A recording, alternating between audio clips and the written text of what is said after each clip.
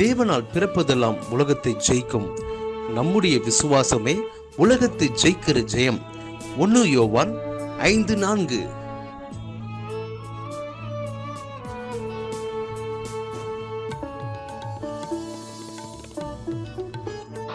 For whatsoever is born of God overcometh the world. And this is the victory that overcometh the world, even our faith. 1 John 5:4. ஆண்டவரும் இரட்சகருமாகிய இயேசு கிறிஸ்துவின் நாமத்தினாலே இந்த காலை வேளையில் God Goes East மினிஸ்ட்ரீஸின் யூடியூப் சேனல் வாயிலாக உங்களை சந்திப்பதில் பெரும் மகிழ்ச்சி அடைகிறேன். இந்த 9வது மாதத்திலே தேவ செய்தியை கேட்கிற ஒவ்வொரு தேவ பிள்ளையையும் கர்த்தர் மேன்மேலும் ஆசீர்வதிப்பாராக. அவருடைய கண்கள் நம்மேல் நோக்கமாயிருக்கிறது. அவர் நம்மோடு பண்ணின சகல வாக்குத்தத்தங்களையும் உடன்படிக்கைகளையும் நிறைவேற்ற உண்மையுள்ளவராயிருக்கிறார். அதை அப்படியே விசுவாசிப்போம். இந்த மாதத்திலே தேவனாகிய கர்த்தர் தம்முடைய வார்த்தையை நமக்கு நிறைவேற்றி அவருடைய மகிமையை நம்மேல் காண பண்ணுவார். இதை கேட்கிற ஒவ்வொருவரும் எதிர்பார்ப்புடன் அவருடைய வார்த்தைகளுக்கு கீழ்ப்படிந்து காத்திருப்போம். தேவனாகிய கர்த்தர் தாமே இந்த மாதத்திலும் அவருடைய வார்த்தையை அனுப்பி நம் மத்தியில் பெரிய காரியங்களை செய்வாராக. ஆமென்.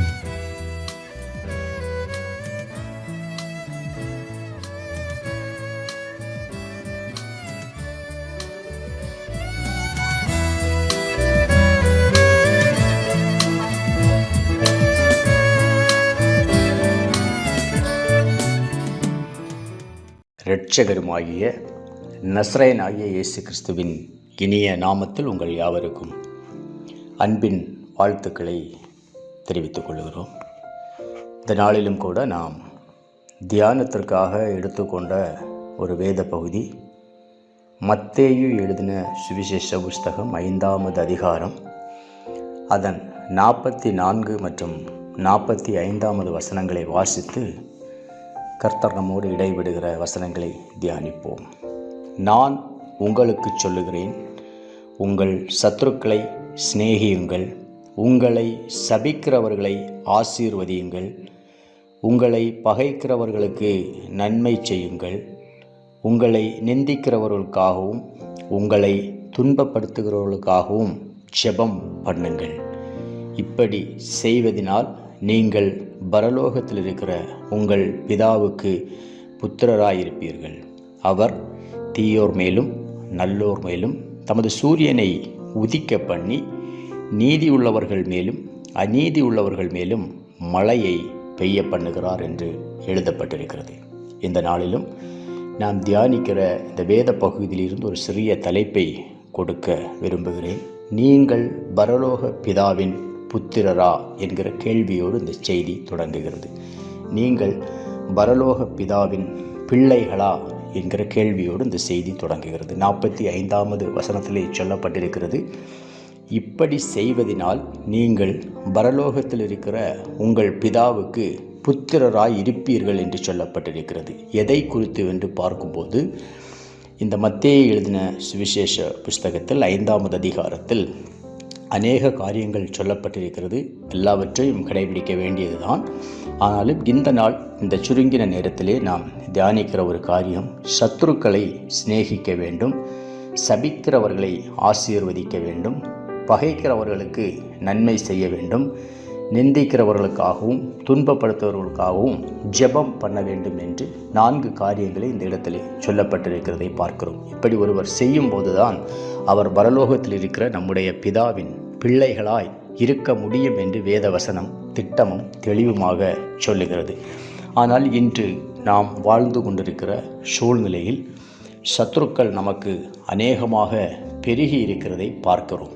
முதலில் சத்ரு என்பவன் யார் என்பதை குறித்து நாம் சிந்திக்க வேண்டியது மிகவும் அவசியமான காரியமாயிருக்கிறது. நம்முடைய சத்துருக்கள் எல்லாருமே நாம் மிகவும் நேசித்தவர்களும் நம்மை சுற்றி இருக்கிறவர்களுமாகத்தான் இருப்பார்கள். ஒரு நபருக்கு சத்ரு அவனுடைய வீட்டில் இருந்து அநேக தொலைவில் இருப்பதற்கு வாய்ப்புகள் குறைவு. நாம் இந்திய தேசத்தில் வாழ்ந்து கொண்டிருக்கிறோமே ஆனால் அமெரிக்காவில் இருக்கிற ஒருவர் நமக்கு சத்ருவாக இருக்க முடியாது. அதே போல் ஆஸ்திரேலியாவில் இருக்கிற ஒருவரும் நமக்கு சத்ருவாக இருக்க முடியாது. ஒருவேளை நாம் கன்னியாகுமரி மாவட்டம் இல்லை ஏதாவது ஒரு மாவட்டத்தில் நீங்கள் வாழ்ந்து கொண்டிருப்பீர்களேயானால் உங்கள் அருகாமையில் இருக்கிற மாவட்டத்தில் இருக்கிறவர் கூட உங்களுக்கு சத்ருவாக இருப்பதற்கு வாய்ப்புகள் குறைவாகத்தான் இருக்கும். அப்படியானால் நமக்கு சத்ருக்கள் யார் என்று பார்க்கும்போது நாம் நேசித்தவர்களும் நம்மை நேசித்தவர்களும் நம்மால் நேசிக்கப்பட்டவர்களும் நமக்காய் நின்றவர்களும் நம்முடைய நெருங்கிய நண்பர்களும் நெருங்கின உறவினரும் தான் இந்த நாளிலே நமக்கு சத்ருவாய் போயிருக்கிறார்கள். வேத வசனத்தை நாம் வாசித்தோமேயானால் வசனம் நமக்கு ஒரு ஆசீர்வாதத்தை சொல்லுகிறது. இடதுபுறமும் வலதுபுறமும் இடம் கொண்டு பெருகுவாய் என்று தேவன் நமக்கு சொல்லியிருக்கிறதை பார்க்கிறோம். ஆனால் இந்த நாளிலே நம்முடைய வாழ்வை குறித்து நாம் பார்க்கும்போது இடதுபுறமும் வலதுபுறமும் சத்ருவாய் பெருகி இருக்கிறதை பார்க்கிறோம். ஒரு முறை ஒரு தாயாரிடத்திலே ஒரு போதகர் ஒரு கேள்வியை கேட்டார். உங்களுக்கு சத்ரு உண்டா என்று கேட்கும்போது அவர்கள் அமைதியாக இருந்தார்கள். இந்த போதகர் மறுபடியும் அவர்களிடம் உங்கள் வலதுபுறத்தில் இருக்கிறவர்களோடு நீங்கள் நல்ல இணக்கமாக இருக்கிறீர்களா என்று கேட்டபோது அவர்கள் இல்லை என்று சொன்னார்கள். உங்கள் இடதுபுறத்தில் இருக்கிறவர்களோடு நல்ல இணக்கமாக இருக்கிறீர்களா என்று கேட்டபோது இல்லை என்று சொன்னார்கள். அவருடைய பின்புறத்தில் வசிக்கிறவர்களோடு இணக்கமாக இருக்கிறீர்களா என்று கேட்டபோது இல்லை என்று சொன்னார்கள். ஆனால் முன்புறத்தில் இருக்கிறவர்களோடு என்று சொல்லும்போது அங்கே எந்த ஒரு பிரச்சனையும் இல்லை. காரணம் என்னவென்று பார்க்கும்போது அவர்களுடைய வீட்டிற்கு முன்பாக யாருடைய வீடும் இல்லை. ஒரு நல்ல கவர்மெண்ட் போட்ட ரோடு இருக்கிறது. அப்படியானால் சுற்றின திசையில் எல்லாமே பார்க்கும்போது சத்ருக்கள் நெருங்கி இருக்கிறதை பார்க்கிறோம். ஆனால் வேத வசனம் சொல்லுகிறது, ஒருவனுடைய வழிகள் கர்த்தருக்கு பிரியமாக இருந்தால் அவன் சத்ருக்களை அவனோடு சமாதானமாகும்படி செய்வார் என்று நீதிமொழிகளின் புஸ்தகம் 16வது அதிகாரம் 7வது வசனத்திலே ஆண்டவர் திருவுளம் பற்றுகிறதை நாம் பார்க்கிறோம். ஒரு நபருடைய வழிகள் கர்த்தருக்கு பிரியமாக இருந்தால், ஒருவேளை சத்துருக்கள் உண்டாயிருந்தாலும் வசனம் சொல்லுகிறது அவன் சத்துருக்கள் எல்லாம் சமாதானமாகும்படி கர்த்தர் செய்வார் என்று சொல்லப்பட்டிருக்கிறதை பார்க்கிறோம். 2 சாமுவேலின் புஸ்தகம் 7வது அதிகாரம் 11வது வசனத்திலே நாத்தான் என்கிற ஒரு தீர்க்கதரிசியோடு கர்த்தர் தாவீதின் இடத்தில் பேசுகிற போது உன் சத்துருக்கள் எல்லாரையும் இளைப்பாற பண்ணி இப்போது உனக்கு ஒரு நித்திய வீட்டை கட்டுவேன் என்று கர்த்தர் அறிவிக்கிறார் என்று சொல்லுகிறதை பார்க்கிறோம். இப்போ ஆண்டவர் நமக்கு தருகிற ஒரு மிகப்பெரிய ஆசீர்வாதங்களில் ஒன்று சத்ருக்கள் இல்லாத ஒரு ஜீவிதம்.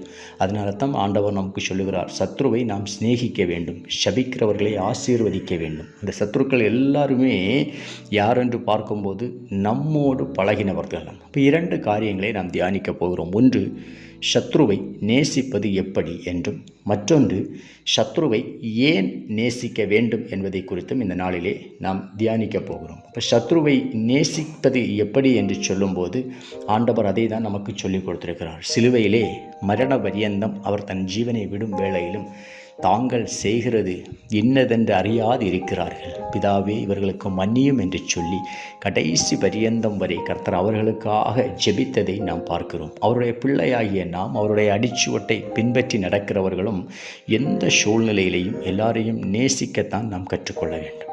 2வது பார்க்கும்போது சத்ருவை ஏன் நேசிக்க வேண்டும் என்று சொன்னால், நம்முடைய சத்ரு என்று சொல்லுகிறவர் நம்முடைய நண்பரும் நம்முடைய உறவினரும் தான். பாருங்கள், ஒரு காலத்தில் நெருங்கின நண்பனும் நெருங்கின உறவுமாய் இருந்தவர்கள் இன்று நொறுங்கி போன உறவாய் மாறிப்போய் விட்டார்கள். ஏதோ ஒரு சூழ்நிலையில் நமக்காக நின்றவர்கள் அவர்களுக்காக நின்றிருப்போம். ஆனால் இன்று பார்த்தா அவர்களுடைய பெயரை கேட்டாலோ இல்லை அவர்களுடைய முகத்தை பார்த்தாலோ எரிச்சல் வருகிற அளவுக்கு சத்ருவாக மாறிப்போனார்கள்.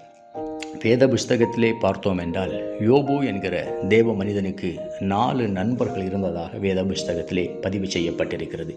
அதில் ஒருவர் எலிப்பாஸ் என்று சொல்லுகிற ஒருவர், அடுத்து சோப்பார் என்கிற ஒருவர், எலிகு என்கிறவர், பில்தாக் என்று சொல்லுகிற 4 நண்பர்கள் யோபுவோடு இருந்தார்கள். யோபுவுக்கு ஒரு நெருக்கமான சூழ்நிலை வந்தபோது 4 பேரும் 4 இடத்திலிருந்து புறப்பட்டு வந்து யோபுவை பார்க்கும்படி வந்தார்கள். 7 நாளளவும் பேசாமல் தரையில் உட்கார்ந்து யோபுவோடு துக்கம் அனுசரித்து கொண்டிருந்தார்கள். அதற்கு பிற்பாடாக யோபு பேசத் தொடங்கின போது யோபுவுக்கு அவர்கள் மறு உத்தரம் கொடுத்தார்கள். இவர்கள் 4 பேரையும் குறித்து வேத வல்லுநர்கள் சொல்லுகிறார்கள். எலிப்பாஸ் என்கிறவன் தனக்கு சாதகமாக பேசுகிறவன், சோப்பார் என்கிறவன் வேதத்தை எடுத்து பேசுகிறவன். எலிகு என்கிறவன் சிந்தியாமல் பேசுகிறவன். பில்தாக் என்று சொல்லுகிறவர் ஆறுதலாய் பேசுகிறவர். இந்த பில்தாக் தான் யோபுவிடத்திலே சொல்லும்போது, உம்முடைய துவக்கம் அற்பமாய் இருந்தாலும் முடிவு சம்பூரணமாய் இருக்கும் என்று சொல்லுகிறதை பார்க்கிறோம். நல்ல கவனியருங்கள். இவர்கள் 4 பேருமே ஆண்டவருக்கு வைராக்கியமாகத்தான் வேதத்தில் பேசினார்கள். யோபுவை குறித்து சொல்லும்போது, தேவனை விட நீ நீதிமானாய் இருப்பாயோ என்று சொல்லி யோபுவிடத்திலே கர்த்தருக்கு வைராக்கியமாய் பேசுகிறார்கள். ஆனால் கர்த்தர் அதில் பிரியப்பட்டாரா என்று பார்க்கும்போது அந்த இடத்திலே கர்த்தர் அதை பிரியப்படவில்லை என்பதை நாம் பார்க்கிறோம். யோபுவின் புஸ்தகத்திலே 42வது அதிகாரம் அவருடைய 10வது வசனம் மற்றும் 7வது வசனங்களை நாம் வாசிக்குமேயானால், என் தாசனாகிய யோபுவை போல நீங்கள் நிதானத்தோடு பேசவில்லை, உங்கள் மேல் எனக்கு கோபம் மூழுகிறது என்று தேவன் யோபுவின் நண்பர்களை குறித்து சொல்லுகிறதை பார்க்கிறோம். மாத்திரமல்ல, அவருடைய நண்பர்களோடு யோபுவிடத்திலே வந்து ஒரு காளையை கொண்டு வந்து சர்வாங்க தகன பலியிடும்படியாகவும் செபிக்கும்படியாகவும் சொல்லுகிறார். அந்த கீழே வசனங்களிலே சொல்லப்பட்டிருக்கிறது, யோபு தன் நண்பர்களுக்காக ஜெபித்த போது கர்த்தர் அவன் சிறையிருப்பை மாற்றினார் என்று சொல்லப்பட்டிருக்கிறது. அப்படியானால் யோபுவுடைய வாழ்விலே ஒரு பிழையும் இல்லாமல் இருந்த போதும் கூட யோபுவுடைய நண்பர்களின் நிமித்தமாக யோபுவுக்கு உண்டான ஒரு மனக்காயம் யோபுவுக்கு அது ஒரு சிறையிருப்பை உண்டாக்கியிருக்கிறது. அதற்காகத்தான் யோபு நண்பர்களுக்காக ஜெபித்த போது கர்த்தர் அந்த சிறையிருப்பை மாற்றினார் என்று வேத புஸ்தகத்திலே வாசிக்கிறோம். ஒருவேளை நம்முடைய நெருங்கின நண்பர்கள் அவர்கள் செயலில் ஒருவேளை நியாயம் இல்லாமல் இருக்கலாம். நம்முடைய பகுதியிலே நியாயம் உண்டாயிருந்தாலும் நம்முடைய நண்பர்கள் நிமித்தமாக நமக்கு ஒரு மனஸ்தாபம் உண்டாயிருக்குமே. ஆனால் அது அவர்களுக்கும் அதில் பிரச்சனை இருக்கிறது. மாத்திரமல்ல, யோபுவின் வாழ்வில் ஒரு சிறையிருப்பு உண்டாயிருந்தது. அவன் நண்பர்களுக்காக ஜெபித்த போது அவன் சிறையிருப்பு மாறினது என்று வேதத்திலே பார்க்கிறோம்.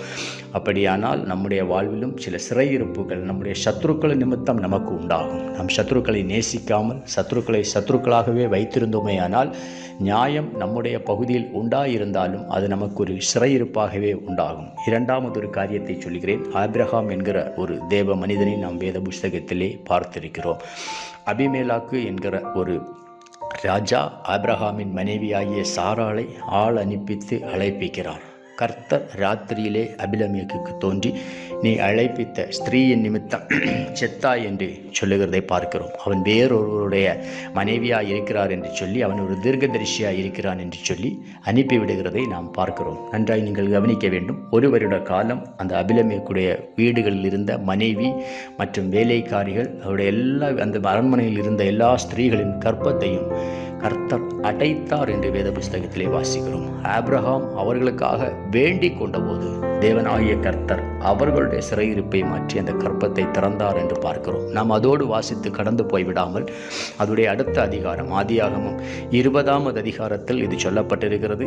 ஆதியாகமம் 20வது அதிகாரம் முடிக்கும் போது ஆபிரகாம் அபிமெலேக்குக்காக ஜெபித்து ஆண்டவர் அந்த கர்ப்பத்தின் வாசல்களை திறக்கிறதை பார்க்கிறோம். அதே நேரத்தில் ஆதியாகமம் 21வது அதிகாரம் 1 முதல் 3 வரை பார்க்கும்போது கர்த்தர் சாராளை கடாட்சித்தாள் என்றும் சாராள் ஈசாக்கை பெற்றெடுத்தாள் என்றும் பார்க்கிறோம். அப்படியானால் சாராளை அபிமெலேக்கு கடத்தி கொண்டு போயிருக்கிற வேளையிலே அது ஆபிரகாமுக்கு ஒரு விசனமாய் தான் உண்டாயிருக்கும். அவன் புருஷனாய் இருந்தவன். அந்த விசனத்தின் நிமித்தம் அது ஒரு சிறையிருப்பாகத்தான் மாறியிருக்கிறது. நண்பர்களே, நம்முடைய நெருங்கினவர்கள் சகோதரர்கள் எல்லாம் நம் பகைமையை உண்டாக்கி வைத்திருப்போமே. ஆனால் அது அவர்களுக்கு எந்த அளவுக்கு தீமையை கொண்டு வரும் என்பதை விட நமக்கு அது ஒரு சிறையிருப்பாகவே மாறும். அதனால தான் தேவன் சொல்லுகிறார், நான் உங்களுக்கு சொல்லுகிறேன், உங்கள் சத்துருக்களை சிநேகியுங்கள், உங்கள் சபிக்கிறவர்களை ஆசீர்வதியுங்கள். நியாயம் நம்முடைய பகுதியில் 100% உண்டாயிருந்தாலும் நம்முடைய நண்பர்களை குறித்தோ நம்முடைய சிநேகிதர்களை குறித்தோ நம் மனதில் ஒரு விசனம் உண்டாயிருந்தால் அது நமக்கும் ஒரு சிறையிருப்பாக மாறும் என்று சொல்லப்பட்டிருக்கிறது. மாத்திரமல்ல, நமக்கு அடிக்கப்பட்ட ஆட்டுக்குட்டியானவர் கடைசி நேரத்தில் சிலுவையில் ஜீவன் விடும்போது கூட பிதாவினிடத்தில் ஒரு காரியத்தை ஒப்புவித்ததை பார்க்கிறோம். நீர் தந்தவைகளில் நான் ஒன்றையும் இழந்து போகவில்லை என்று சொல்லி அவருக்கு கொடுத்த 12 சீஷர்களையும் அவர் கடைசி வரை தன்வசம் வைத்திருந்ததை பார்க்கிறோம். அப்படியானால் தேவன் நம்முடைய வாழ்விலே இணைத்த அநேக உறவுகள் உண்டு.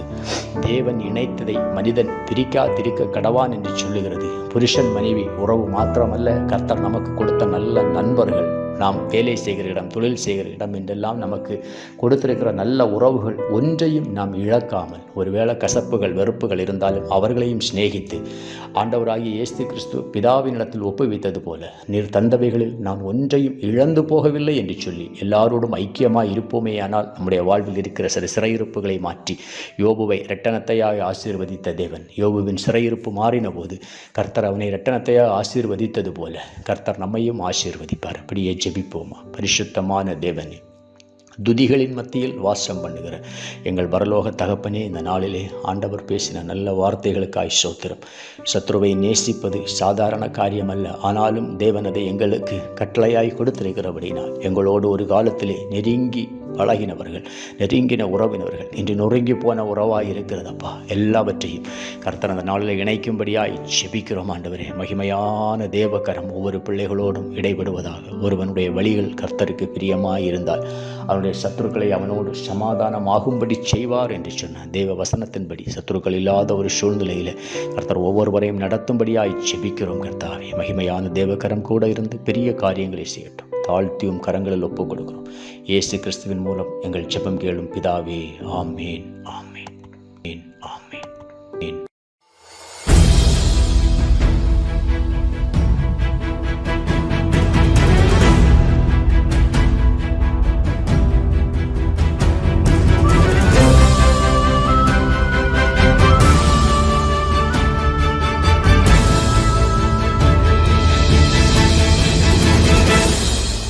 உம்மைத்தான் நம்பியிருக்கிறோம், உம்மையன்றி யாரும் இல்லையப்பா. உம்மைத்தான் நம்பியிருக்கிறோம், உம்மையன்றி யாரும் இல்லையப்பா. அற்புதம் செய்யுங்கப்பா எங்க வாழ்க்கையில, உம்மைத்தான் நம்பியிருக்கோம் ஏசப்பா. அற்புதம் செய்யுங்கப்பா எங்க வாழ்க்கையில, உம்மைத்தான் நம்பியிருக்கோம் ஏசப்பா. உம்மைத்தான் நம்பியிருக்கிறோம், உம்மையன்றி யாரும் இல்லையப்பா.